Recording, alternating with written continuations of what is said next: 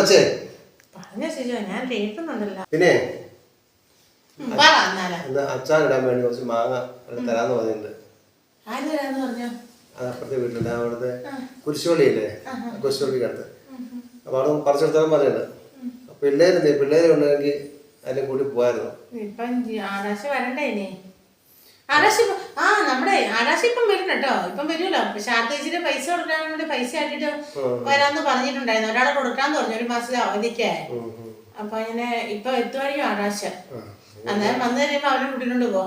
പിന്നെ ജീവനെയും വിളിച്ചോ. അപ്പൊ നമുക്ക് ശരി അച്ചാർ ഇട്ട് വേണം. ഇനിയിപ്പോ മഴയല്ലേ വരാൻ വേണ്ടി പോകുന്ന, അച്ചാറായല്ലോ, കറിയായി. അങ്ങനെയപ്പോ അങ്ങനെയാണ് സംഗതി.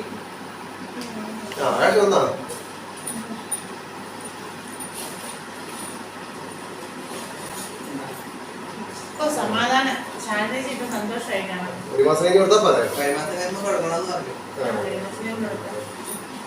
അപ്പൊ നീ കാര്യം ചെയ്യാം. പക്ഷേ ഇനിയിപ്പോ അവരെ കൊണ്ട് വിളിച്ചു വരുത്തൊന്നും വേണ്ട.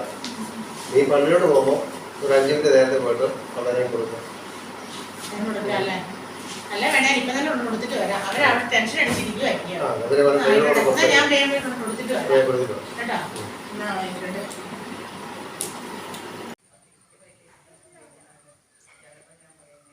സിജോ പൈസ കൊടുത്തു കേട്ടോ.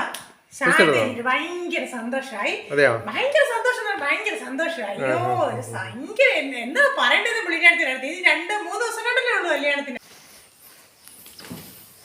അങ്ങനെ ശാരദയുടെ കാര്യം ക്ലിയർ ആയി.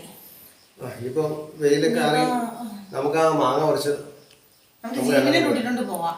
പിള്ളേരെ കൂടെ നിൽക്കുന്നത് അവരെ കളിക്കാതെ അയൽക്കാർ പോകും, പിള്ളേരെ പോകും.